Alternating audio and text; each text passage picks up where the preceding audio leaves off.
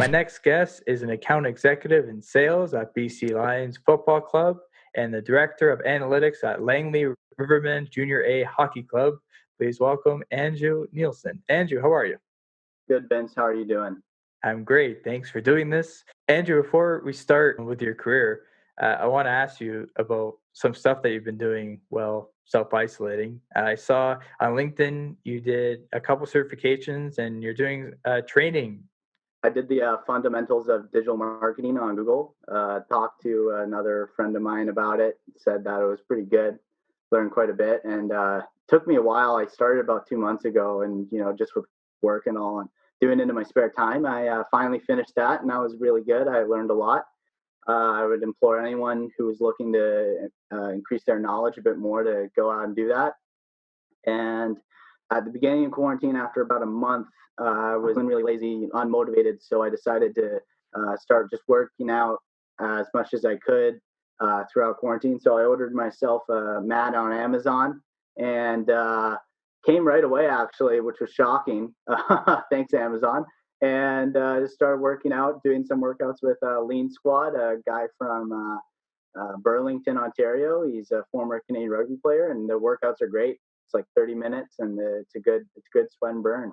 I was off for a while working out, and now I'm trying to get back into it since the school semester is done and whatnot. And it's hard when you Yeah, stop for so long, and when you go back into it, it's completely different.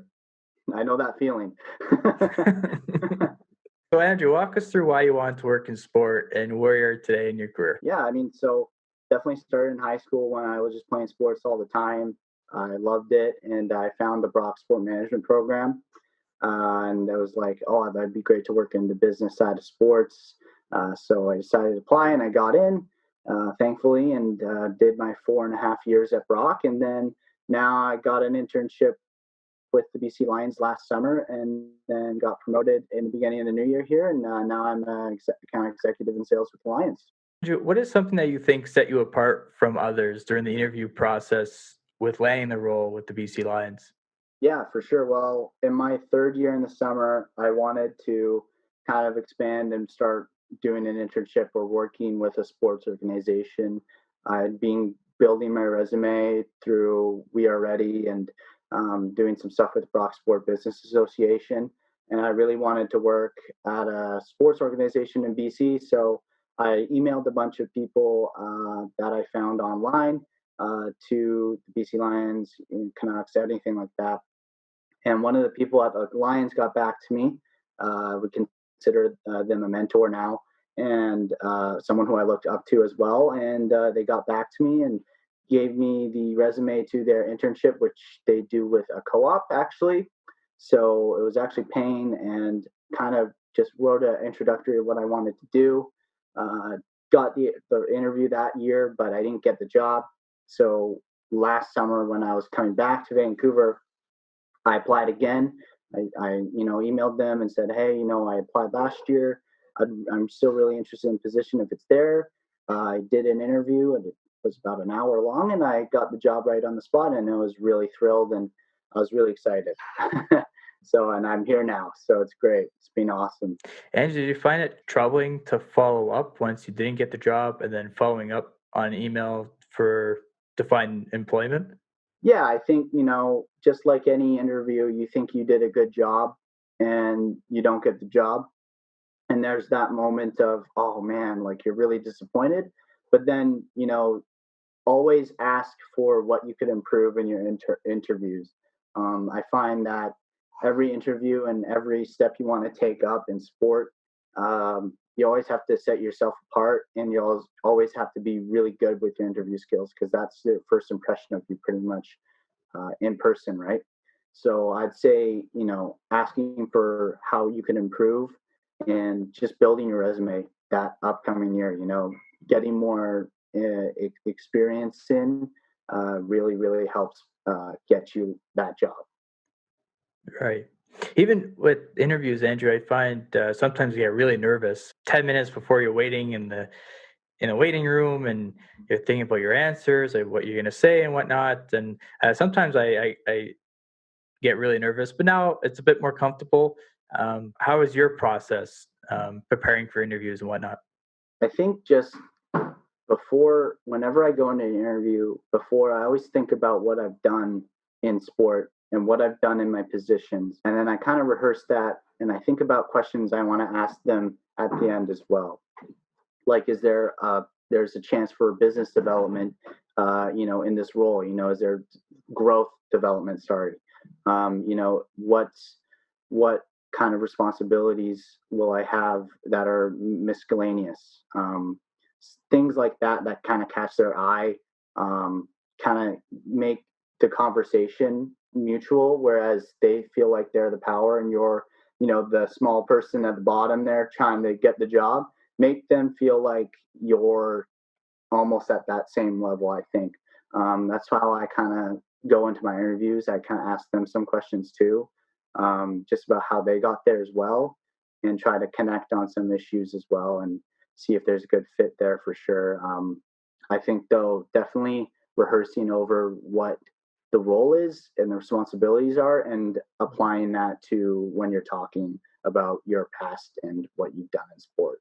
I think for sure really helps out me, especially. I had Mitch Johnson on the show. He was my supervisor at Landmark, and I remember during the interview process for the first interview, I went in there with my event management operating plan from SPEMA. I don't remember the course code, but SPEMA's event management, and it Yeah. was event a management role. And so I thought it would be cool to say, hey, how can I showcase my skills and the things that I've put together to express my work. We still have that textbook. It's a good textbook. Yeah, Yeah, it was one of my favorite courses, no doubt. same. It was really fun. I loved it. And Malin's probably one of my favorite professors for sure. That's who I had teach it for me at Mhm. least. I don't know about you, but yeah, no, great Mhm. course. Absolutely. Andrew, so what's your daily process as an account executive in sales? Yeah, for sure. I mean, we do a lot. I sell single game tickets to single game buyers. I sell seasons. I sell our ticket packages. I sell suites now, and I also sell partnership we do with Kids Upfront Vancouver, where you can donate tickets as a business or as just a person if you want to, and get ad placements at games in stadiums. So it's pretty great.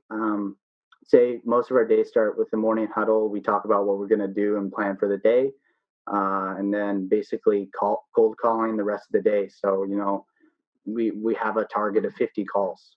Sometimes we do 40. Sometimes I've gone to 60 calls. That's not total calls. That's voicemail sometimes, and some people hang up on you right away. But most of the day, it's calling people, trying to sell them tickets and get them out to games. We also call businesses as well. Sometimes we prospect. So we'll look for new industries in the lower mainland here in Vancouver and in British Columbia that are looking to maybe entertain some clients or entertain some staff out for a fun night, and calling them and seeing if they'd be interested in group nights or club season tickets, just to entertain their staff and have a good time with their clients and stuff like that. One thing I do look into whenever I go into the day is something that one of our heads said, and he calls it like the 5 P's of sales. It's planning, preparing, the process, persistence, and then positivity. So all those 5 P's interlock and help you kind of figure out your call for each call you kind of do, with each person. So looking at what they've bought in the past, how they've experienced the games, maybe if they've done a survey, just getting as much information and kind of curtailing that to the sale. Cold calling it seems like is one of the hardest things to do, Andrew, because I remember now it's completely different, but I was a cold caller essentially for students in sport management that got accepted into the program. And so the role was, okay, you call the student, congratulate them, ask them if they have any questions or whatnot. And sometimes it was a very positive reaction, and sometimes it was very, very bad. Yeah, it's we did when I first started. There was 4 new guys like me, so I had no sales experience. Some of these guys also did, and it's difficult. You can learn cold calling is something you can master over years, but it takes a long time. You have to figure out how to work with refusal, almost kind of like a diversion, um, figuring out when to ask those value-based questions, and get them involved in the chat. So like, how did you enjoy the game? That, they give you one answers. You keep asking them questions about that game. Who'd you go to the game with? uh, I went with my kids. Oh, that's great. How did they enjoy their experience? It was good. Did they go to see the kids club? Did they get their face painted? Trying to create that connection where how they remembered how great the event was. And it's something that I still struggle with anyways. Every week or so when we were in office, we would do one-on-one chats with our managers and listen to our calls. And it's probably the most embarrassing thing ever, listening to your calls over again and hearing you either mess up or say something really stupid. Um, so it's, just editing all the time. It's constant fixing your speech and how you go into a sale and how to calm yourself down too, because some days can be really morale lowering, right? You can have a lot of calls just not go your way, or some days you can have like 5 or 6 great calls and they're 15 to 20 minutes long each, maybe 10, and you get closer to a sale through that call.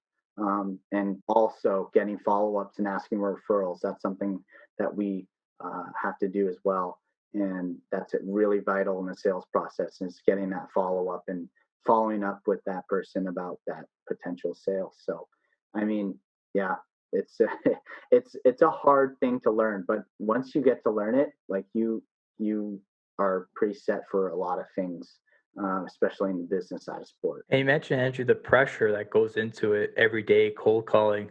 How do you cope with that pressure? Yeah, I think it's just going in with a positive attitude. My boss, he says something that in our training that was pretty funny. He's like, if you mess up on your call, just forget about it. Because at the end of the day, the next person you're going to call and who's going to pick up the phone doesn't know that you messed up that last call. Only the people around you do. And it doesn't matter until maybe the end of the day or at lunchtime when you guys talk about what were you doing there, because you overhear everyone talking on the phone and you're like, what was that? And you're like, I don't know.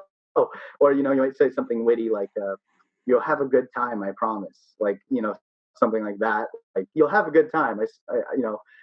So saying stuff like that, just crack some jokes. But it's always thinking like, this is a new person and they haven't heard me talk, so they don't know that I've messed up the last call, or they don't know I've embarrassed myself the last call, or they don't know I'm having a bad day. So it's really thinking positively the whole day. One of the 5 Ps, just thinking really strong, good thoughts throughout the sales calls, because it gets tough, but everyone pulls through. Andrew, what aspects of business do you think will change um, after this pandemic? It's a tough question.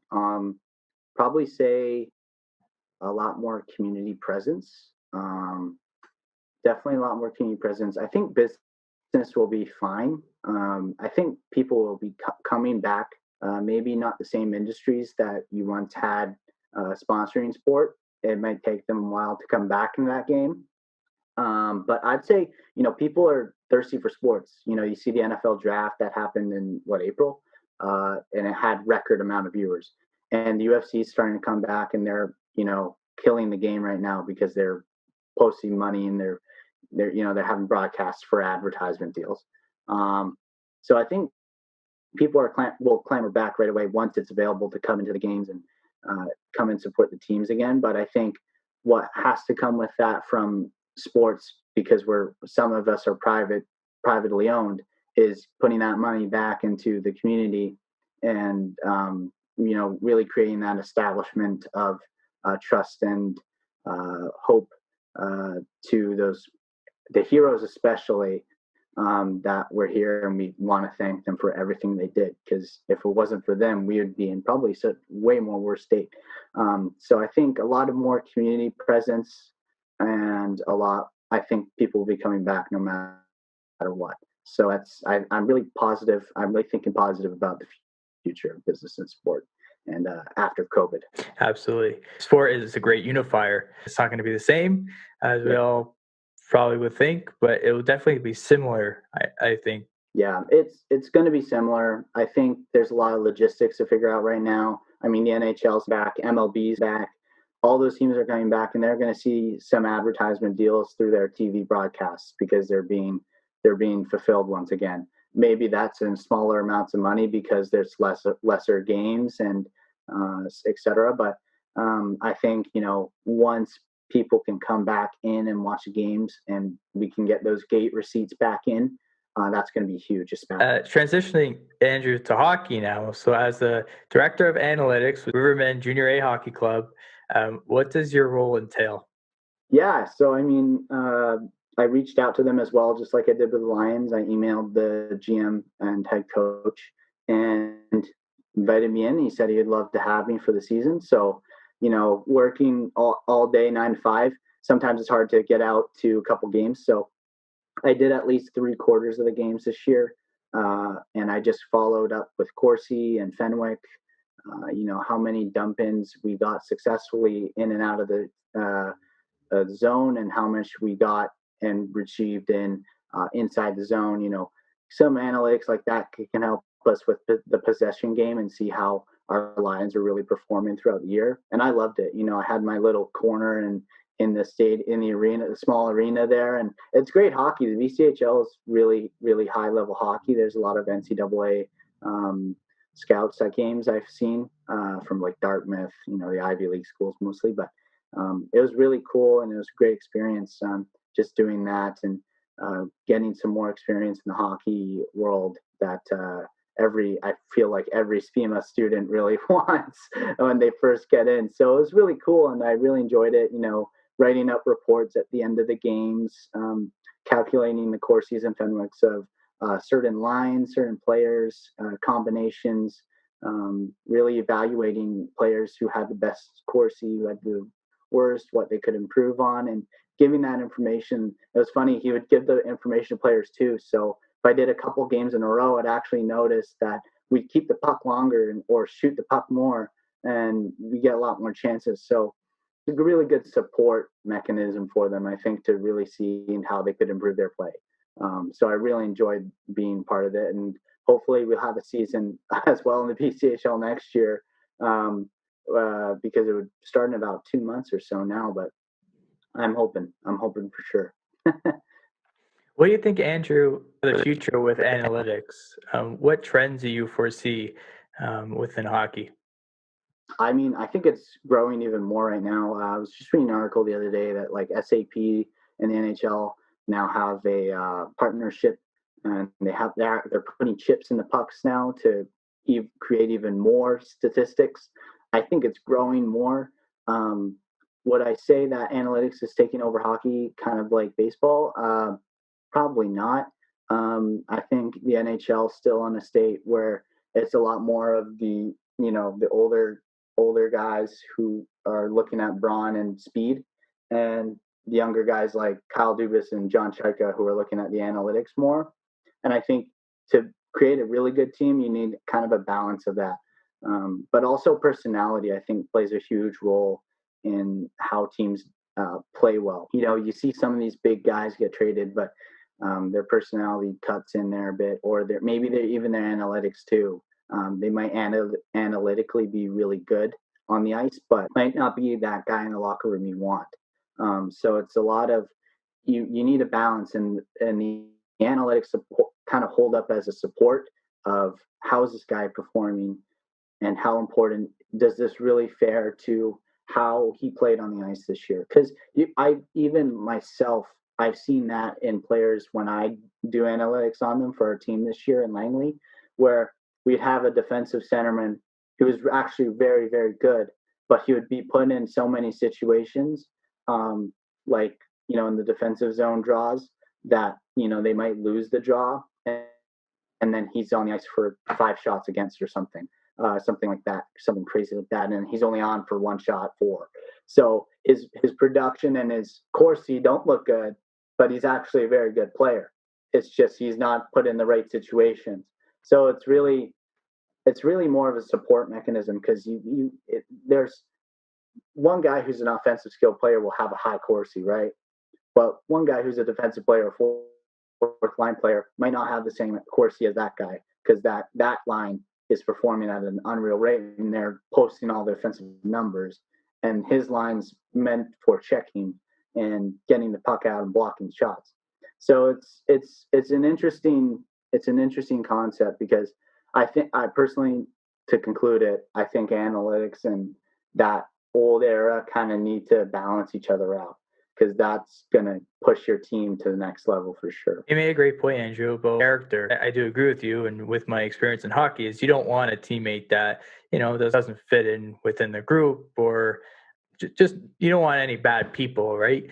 Yeah. Within your group, trying to build a team, trying to win together, lose together. Everything's a team mentality, and I think that's really important too.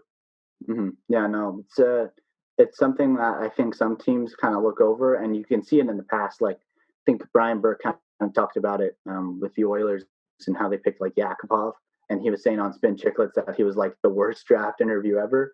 And the head scout of the Oilers or something at the time, or when he was with Calgary, he wanted to like rip Yakupov's head off or something like that, just because they were interviewing him, but they had no chance at picking him, right? But he was acting like you know an a-hole um, to them, and he was not impressed. And I mean, it totally tells you how his career went in the NHL. He bounced off a couple teams after being picked first overall, and now he's in the KHL. So it speaks volumes when you may see guys who are supposed to be picked later in the draft get picked higher, and it's based off character. It really is. They're still good players, just their character is so much better, and that plays a huge role in development too. If you have a bad attitude and you're not performing well after maybe not making the team, and you get a pro hockey, you need that strong character to keep going. There's like guys like Connor Bleakley too. I think he was in the 2014 draft, maybe 2013, and one scout said he would be he'd be the only player for sure to make it into the NHL. And now I think he's in the ECHL or something. He's like 24 and he's playing ECHL hockey, and he was like a first round pick from the Avalanche. So I mean, it's character really speaks volumes, and you see that with guys who get picked, like Horvat got picked high. Can't think of any other examples really, but just overall character is just a huge thing too. Guys really look for that. I think with that Brian Burke story, I think he was talking about with the Leafs because the Leafs picked Morgan Riley 5th overall. Yeah, sorry, And my then, bad. no, it's all good. And then, Yeah. yeah, so Riley goes 5th overall, and um, the Leaf going through their process of figuring out who to pick with the top 5 pick, and then they interview Yakupov, and I think one of the Leaf scout didn't really enjoy him, so to speak, and so. Yeah. And even we talked about this off the air. You can be a first round pick or a second round pick, and there's so many examples of it. That doesn't mean you'll have a career in the NHL. Mhm. It does definitely matters about character. It definitely matters about work ethic. All these various things. Yeah. It's a process for sure. It's a lot of thinking about who you're gonna pick, but at the end of the day, it's all about that hard work for sure. Andrew, so to kind of conclude this, what is your most memorable moment so far in the sport industry, as a industry professional or as a fan? That's hard. Fan experience wise, I'd say I grew up in downtown Vancouver during the Olympics, and I was in one of the live cities with the big screens watching the gold medal game against the States in 2010. And Crosby scoring that golden goal probably was the greatest fan experience ever. Um, I remember walking around my neighborhood, and the streets were just full of people cheering for Canada. Like, it was honestly amazing. And every time I see the golden goal from Sidney Crosby, gives me chills. Yeah, probably for sport industry, that's tough. Yeah, Sidney Crosby goal was good. How about your first game with the Lions, Andrew? How was that Oh, experience for you? yeah, yeah, it was good. I like worked. I think I worked 13 hours that day. I got to the BC place at 9 a.m. I got there early. I don't know why we got there early. We were just being shown everything and how to set it up, and we didn't get out there until midnight. So I was there for a long time, and I got to really learn a lot about game day and how to, be on the promo team, help them out, and set up little things here and there, and run the kids club zone we have, and all that stuff. It was really cool experience, even though we lost. Um, that sucked, but it was really fun, and just being with around a bunch of people who I work with and look up to is really cool. The Sidney Crosby quote, we're in a we had a game at the same time. The Team Canada game was on in the Olympics in 2010, and we just came out of the game. I don't remember the score of it, but hopefully we won. And we went, and everybody is lining up for to watch the game on television, and it's like it's like a computer screen the size of it, and it was on the wall, and everybody was watching it, and it was so cool to see when that goal went in, that 200 people were cheering and hugging each other, and it was just such a great Canadian moment for the country, and great to witness it. That whole like 4 weeks was probably some of the best weeks of my life. My sister got to run with the torch. I got to hold it. She still has it. It's really cool.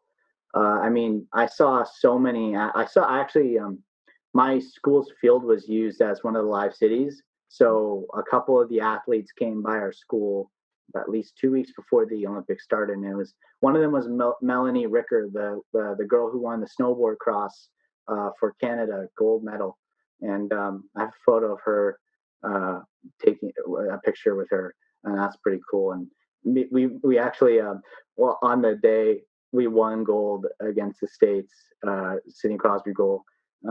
We were walking through downtown, and there's the Netherlands speed skating team on these rails, just clapping. Everyone's high fiving them walking by. It was insane how packed the streets were. It seemed like everyone in downtown Vancouver who lived in a condo had gone downstairs and just joined a massive party. And like whenever Canada would play too, and then whenever someone would score, you'd run on your balcony and you would blow your vuvuzela, whatever you had, pots or pans, and you just cheer. And if you just listened, you could hear everyone. It was like an echo of just people cheering for a good solid minute, and then just watching the game again. It was something unbelievable that I'll never forget. And that is a great place to leave it off. Andrew, can't thank you enough for doing this. Rock alum, that's really cool too. Thank you so much for having me, Vince.